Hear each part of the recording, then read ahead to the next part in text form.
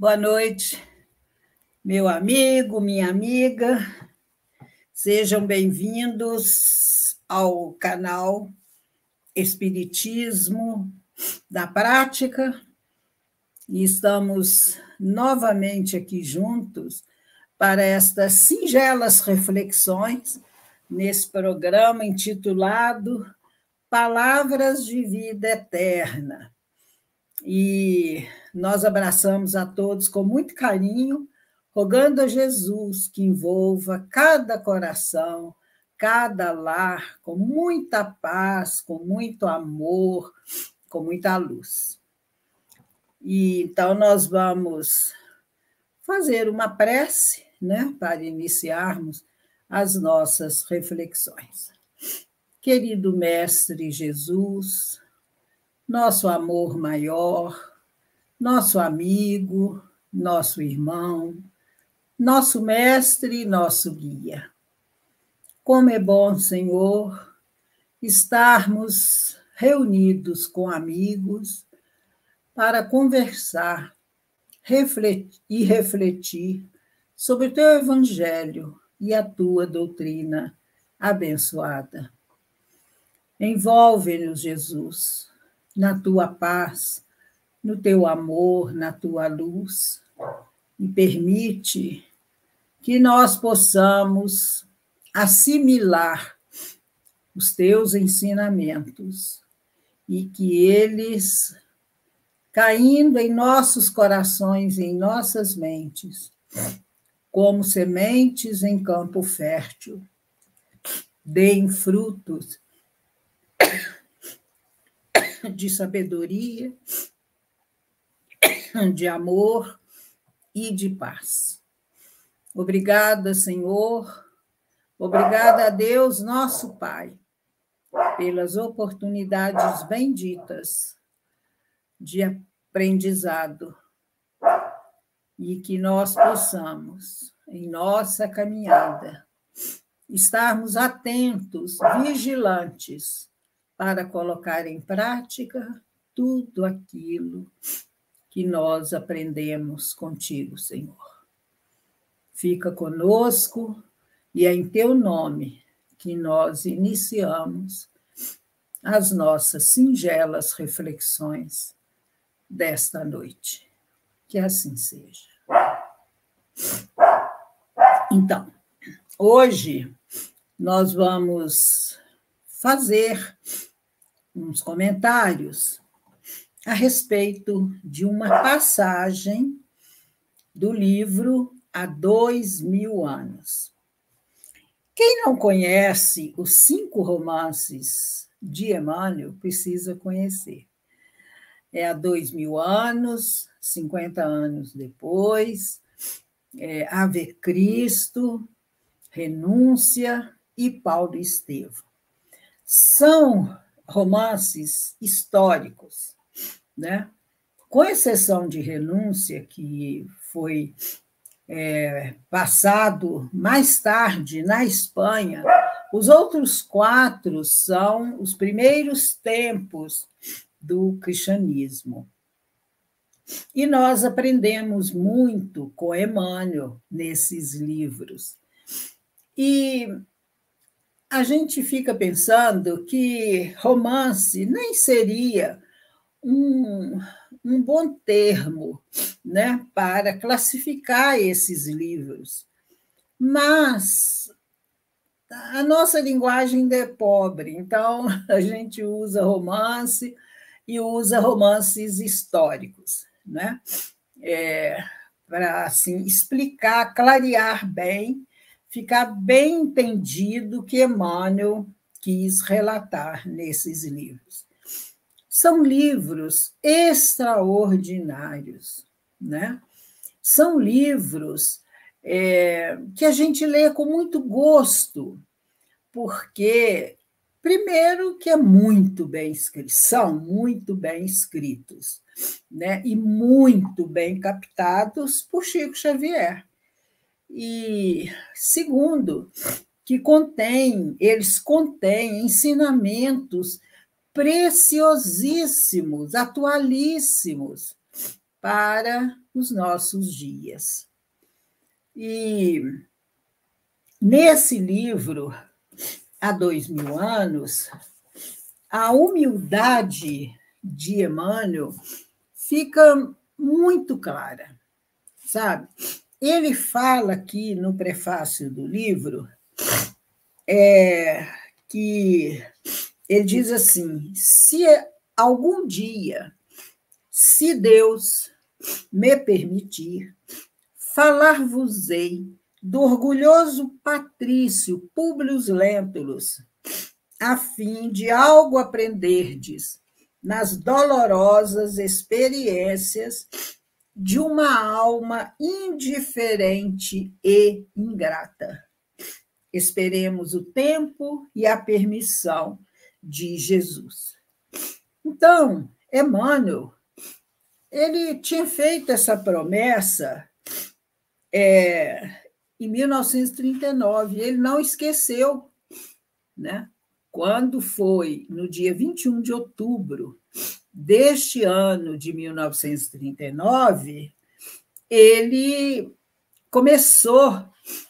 ditou a primeira página desse extraordinário romance para Chico Xavier.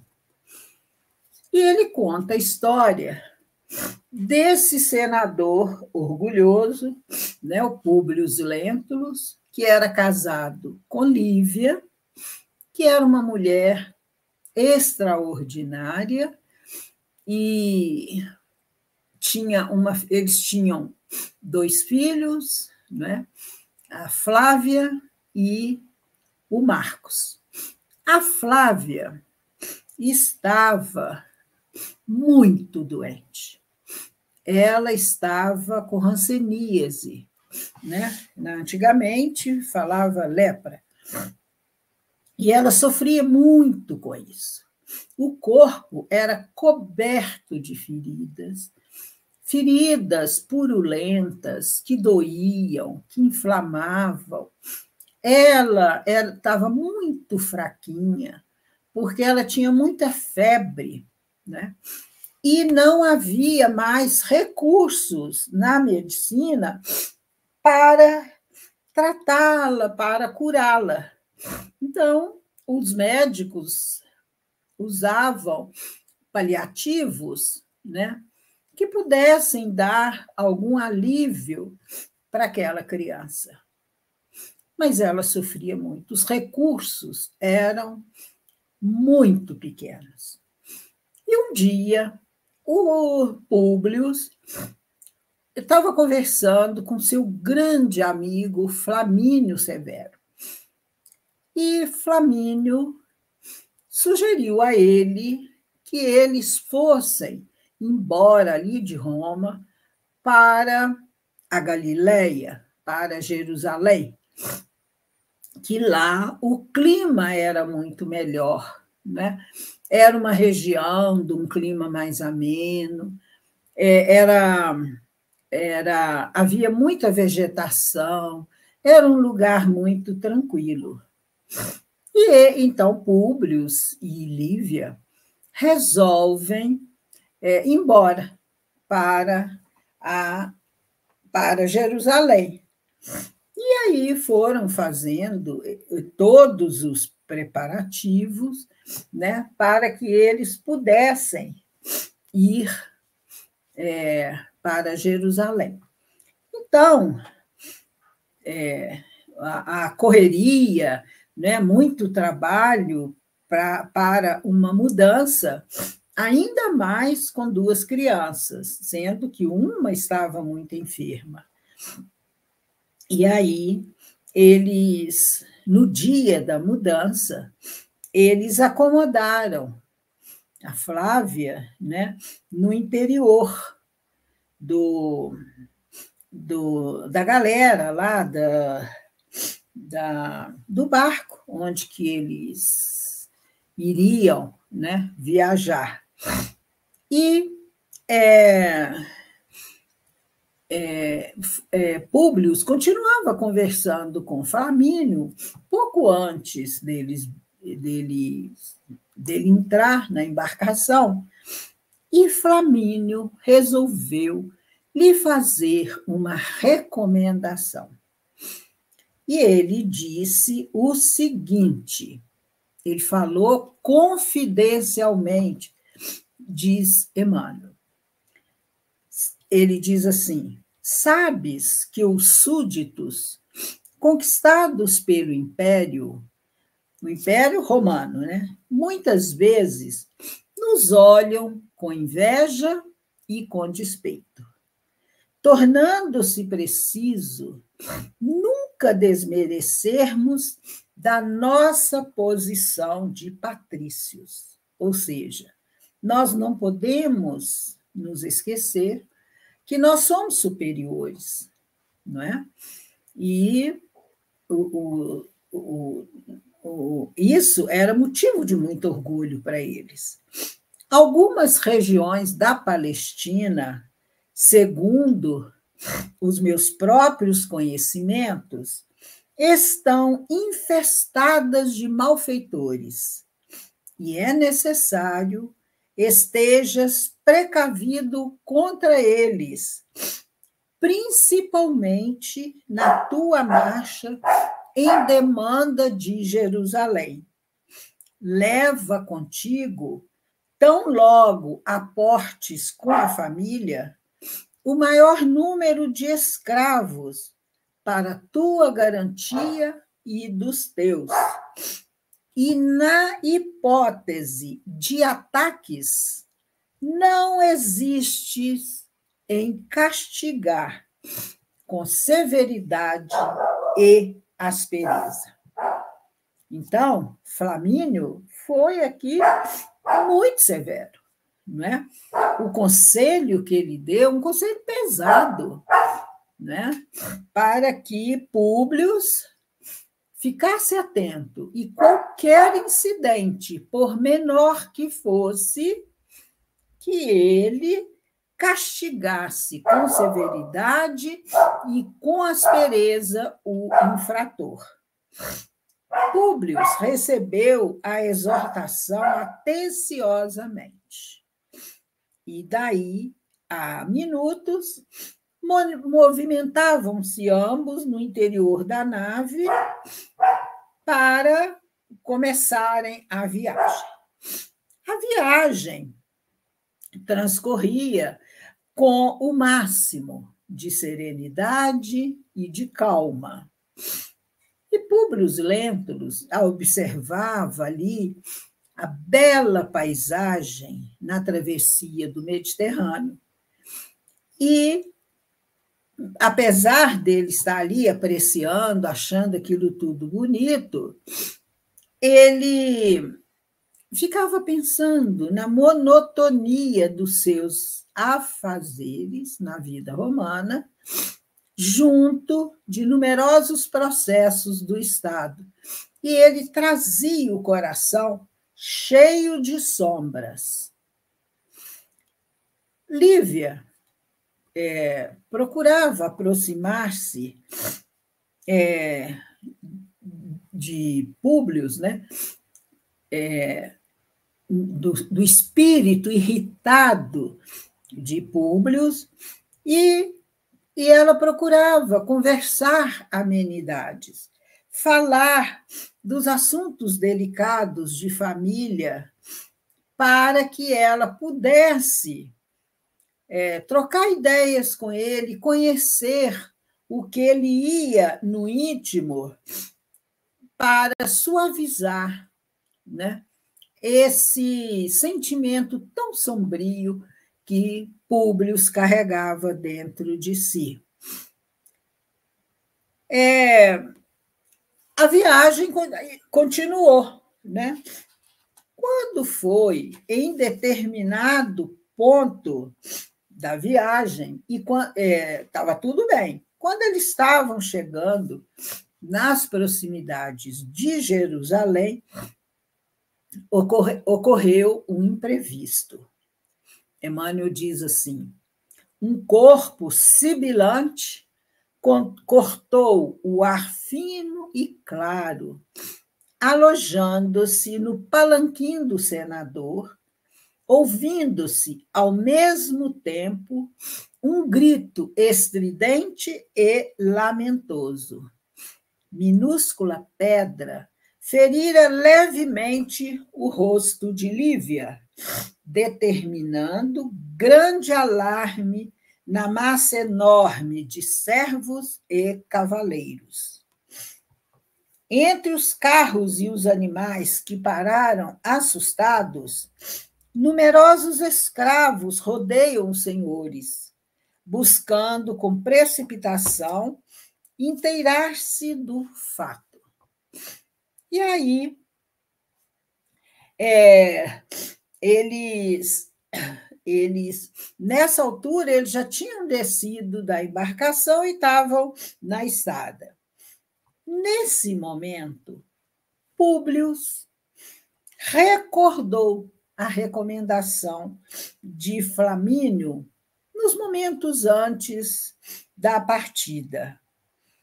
E, ignorando os seus melhores sentimentos de tolerância e generosidade, ele resolveu mostrar a sua posição, mostrar a autoridade diante de quantos houvessem de lhe seguir a permanência naquele país estrangeiro.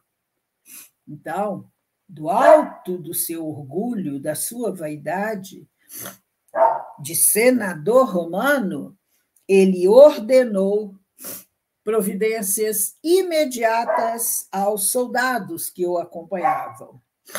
E ali mesmo, debaixo daquele sol muito quente, e sob o olhar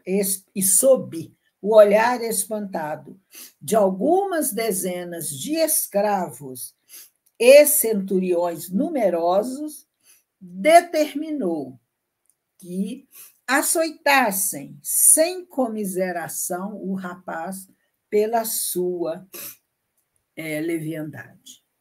Então, os soldados conseguiram pegar o rapaz, um rapazinho, que fugia correndo. E todos que estavam ali acompanhavam,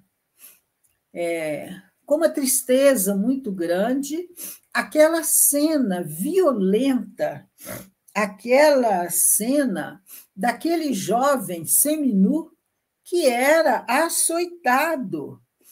E ele gemia, ele soluçava dolorosamente sob o chicote, sobre aquele látego cruel que o feria, né? Até que Lívia não conseguia contemplar por mais tempo a rudeza do espetáculo, ela pediu ao esposo em voz súplice: basta, Públio, porque os direitos da nossa condição não traduzem deveres de impiedade. Aí, Públio, ouvindo isso, ele considerou que a sua severidade fora excessiva e rigorosa. E ele mandou que suspendesse o castigo doloroso. E o seu auxiliar, Sulpício, perguntou a ele que destino iriam dar àquele rapaz. Aí, Públio, num tom muito rude, muito irritado, ele disse: para as galeras. Uma sentença terrível, porque quem ia para as galeras não saíam, morriam lá, não sobreviviam muito tempo. Era muito doloroso. E aí, gente, os soldados seguraram, né, aquele moço, e ele olhou para Públio com um olhar de ódio e desprezo supremos.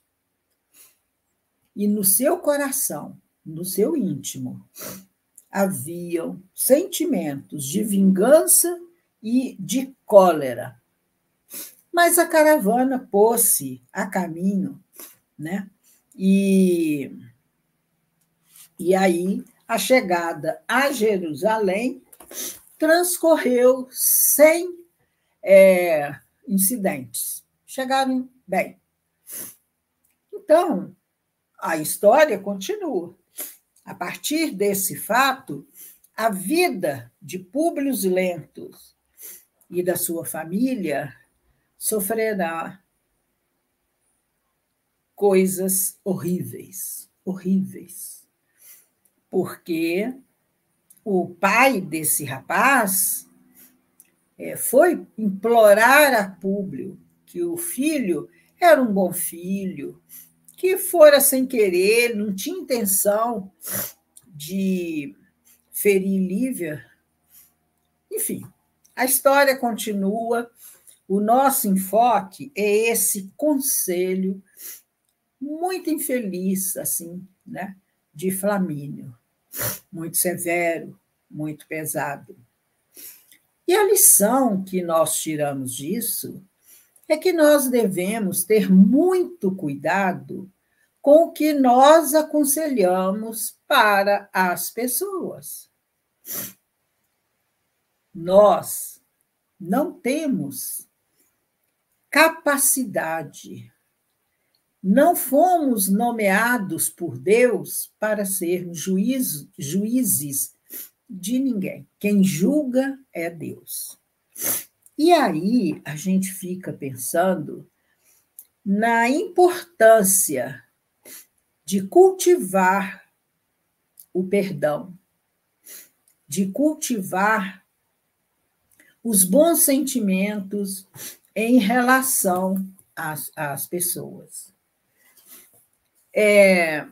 Nós sabemos que todos os nossos atos, bons ou maus, retornam para nós. São como flechas, né? Você joga para uma pessoa, em direção a uma pessoa, e um dia aquela flecha retorna para você. Nesse livro aqui, Respostas da Vida, que é um livro maravilhoso, cheio de frases, né? Ele é todo assim, olha, de frases. É um bom livro para nós usarmos no Evangelho no Lar, no nosso dia a dia. Tem uma frase na lição 17 que se chama conversar, que André Luiz diz assim: a palavra é um fio de sons carregado por nossos sentimentos. Em razão disso, aquilo que sentimos é o remoinho vibratório que nos conduzirá a palavra ao lugar certo que nos propomos atingir. Nesse episódio, nós vemos Flamínio, que usou uma palavra carregada de sentimentos, não é? E endereçou essa palavra para Públio e atingiu o coração de Públio. E ali fez morada. E aí teve todo esse acontecimento. Aí André Luiz fala assim: quem condena, atira uma pedra, que voltará sempre ao ponto de origem.